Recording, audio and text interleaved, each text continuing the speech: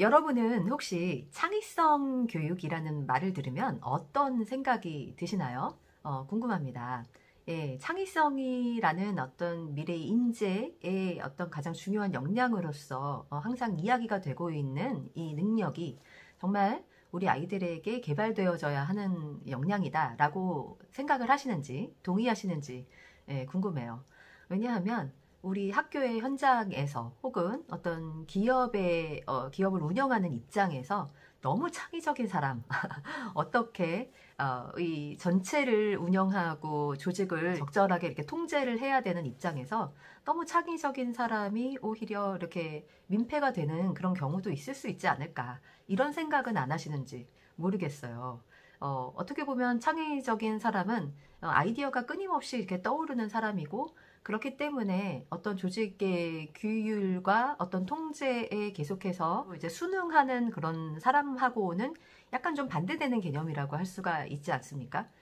아무리 사회가 변화했다고 하더라도 우리의 학교 현장 이제 변화된 것이 별로 그렇게 많지 않고, 그리고 기업에서도 아직은 이제 전체의 입장에서 사업을 운영해야 되는 그런 경우가 많다라는 것을 여러분들이 아시기 때문에 너무 창의적인 사람, 부담이 될 수도 있다라는 생각을 하시지는 않는지 모르겠습니다. 그 예전 같은 경우는요, 어떤 우리가 뭐 기술을 하나 배워가지고 그것을 그냥 진득하게 앉아서 별다른 어떤 다른 도전이나 시도 없이 꾸준히 앉아가지고 몇 대가 이제 먹고 사는 그런 기술이 있을 수도 있었고, 그리고 회사에 한번 취업을 하면 평생 직장의 시대였었잖아요.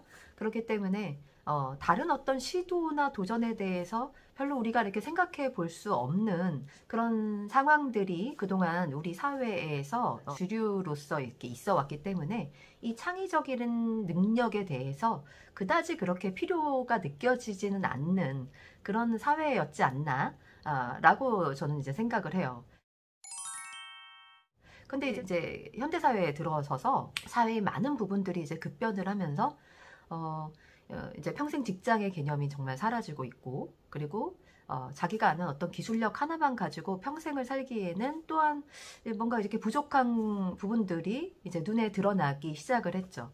그래서 뭐 변호사라고 하더라도 실제로 이제 빚을 진 변호사, 빚을 진 의사들도 많다고 하고, 어떻게 자기의 어떤 브랜드를 이제 홍보를 해서 이제 사회와 나누는지에 따라서 그 어떤 사업이 잘 운영이 될 수도 있고 그렇지 않는 경우도 이제 생기기 때문에 현대 사회의 어떤 변화의 흐름과 더불어서 우리가 가장 우리 아이들의 교육에 있어서 생각해 보아야 할 점이 이 창의력에 대한 부분이 아닐까라는 생각을 합니다.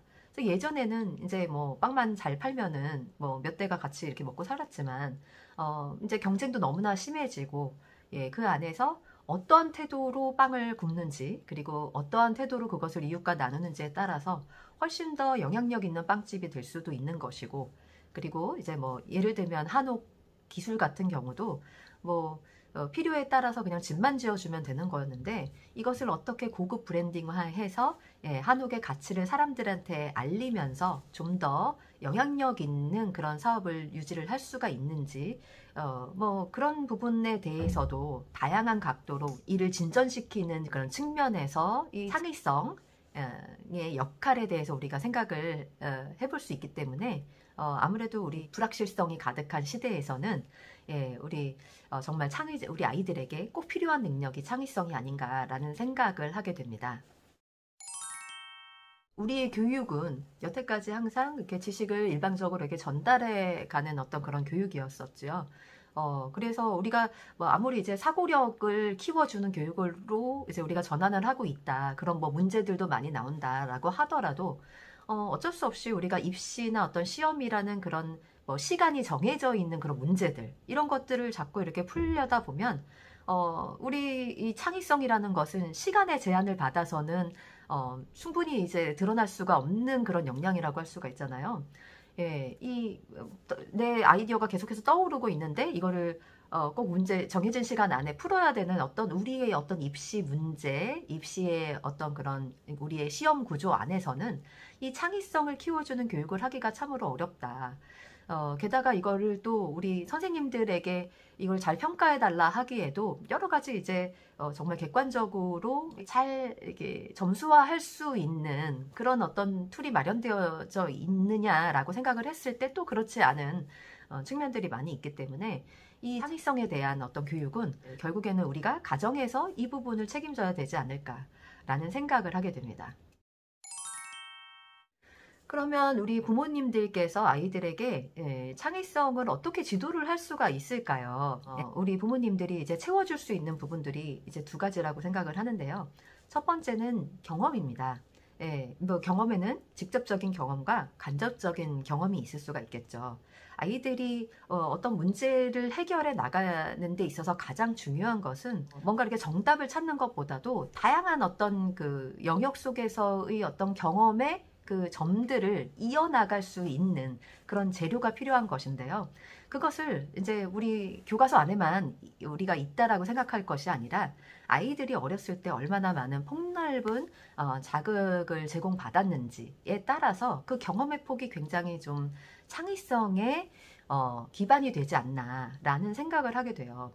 그래서 물론 뭐 실질적으로 아이들을 데리고 바닷가의 해양 생물들을 이제 경험을 하게 해주는 그런 뭐 활동을 할 수도 있겠지만 바다 생물을 다룬 어떤 다큐멘터리를 보는 활동들 혹은 관련된 책이나 잡지 그런 것들을 보고서도 우리 아이들에게 경험의 그 양을 채워줄 수가 있는 것인데요. 이제 어떻게 생각하면 되게 간단한 것이지만 우리 아이들의 어떤 일상을 보았을 때 너무나 아이들이 이제 교과서로 학교에서 배운 내용을 가지고 집에 와서 복습 예습을 하고 무언가 이제 부모님들이 내어주시는 그런 과업을 하나하나 매일매일의 어떤 그런 습관처럼 해내는 그런 일들을 하다 보면 이런 여러 가지 경험들을 만들어가는 그런 시간들이 충분치 않다라는 생각이 들어서 아쉬울 때가 있습니다. 이제 문해력이라는 키워드가 굉장히 우리 사회에서 이슈가 되어지고 있는데요. 사실은 이 문해력 이전에 정말 우리 아이들한테 필요한 것은 이런 다양한 어떤 경험치라는 것이죠. 사실은 경험의 양이 그 아이가 구사하고 머릿속에서 생각할 수 있는 언어력을 결정하는 요인이 되거든요. 우리가 경험하지 못한 것에 대해서 혹은 우리가 생각해보지 못하는 것에 대해서 아이가 언어력을 발달하기가 쉽지가 않은 것처럼 부모님들께서 가능한 다양한 폭넓은 경험을 아이들한테 만들어 주실 때 그만큼의 경험치들이 쌓여서 우리 아이만의 언어력을 만들어내는 것이라고 생각을 하고요. 그런 언어력들이 이제 채워졌을 때 나중에 이제 우리 아이들이 살아가는 세상에서 다양한 그런 경험치들이 모여져서 나중에 아이들의 실제 생존력에 관련된 문제를 해결해 나가는 어떤 중요한 자료가 될 것이기 때문에 우리 부모님들이 항상 이 문제에 대해서는 항상 염두에 두고 신경을 써주시면 좋겠다 이런 생각을 할 때가 많이 있습니다. 두 번째는 이제 부모님들이 채워주실 수 있는 언어가 이제 용기의 언어예요. 그러니까 아이들에게 가장 많이 해줄 수 있는 말, 너도 해볼 수 있어, 할 수 있어 이런 말이라고 저는 생각을 합니다. 그런데 실제로 우리 아이들에게는 너무나 이제 뭐 학교에서 우리가 방학이 아닌 이상에는 항상 이제 뭔가 이렇게 주어지는 과업을 계속 해내야 되다 보니까 아이들이 실제로 관심 있는 활동들, 다양한 어떤 경험들을 우리가 정말 적극적으로 장려하고 시도할 것을 우리가 격려하는 그런 말들을 실제로는 하지 못하는 경우가 되게 많다라는 점이 아쉽게 느껴질 때가 많아요. 창의성이라는 것은 절대로 이제 책에서만 배울 수가 있는 것이 아니고 아이들이 실제로 무엇인가를 시도를 하면서 키워지는 것이잖아요.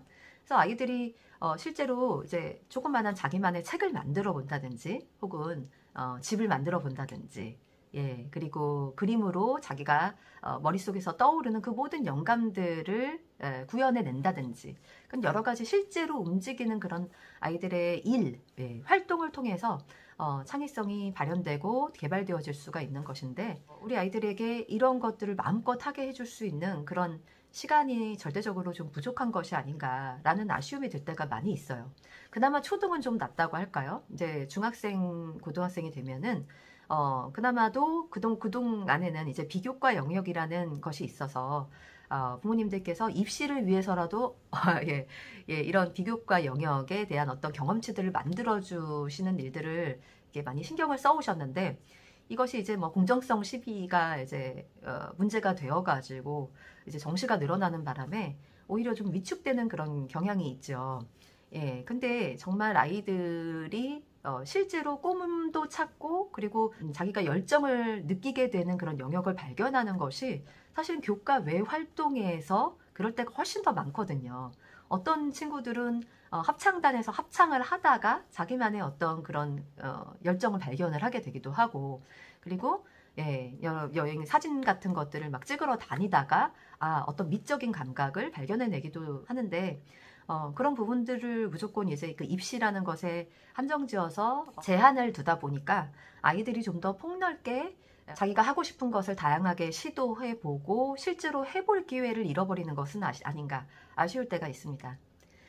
만약에 이것을 학교에서 만약에 못하게 해준다면 방법은 한 가지뿐인 것 같아요. 우리 부모님들께서 뭐 학교의 수업을 잘 따라가는 뭐 그런 것도 물론 중요하겠지만, 실제로 아이가 해볼 수 있도록 여러 가지 이제 뭐 통로를 만들어 주시는 것은 이제 부모님의 몫이 되는 거죠.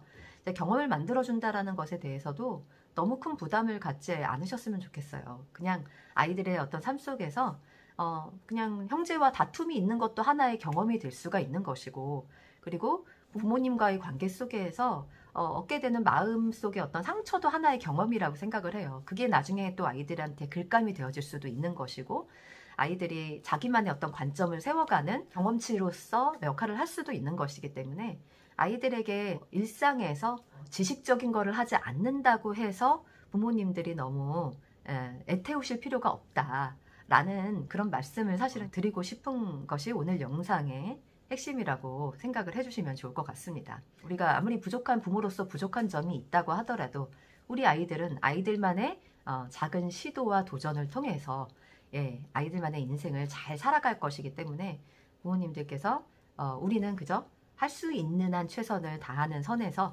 아이들에게 도움을 주시는 그 하루하루가 의미 있는 하루이지 않을까라는 생각을 하면서 오늘 영상 마치도록 하겠습니다. 오늘도 시청해 주셔서 감사드리고요. 저는 또 다음 시간에 다음 영상에서 뵙는 걸로 할게요. 감사합니다.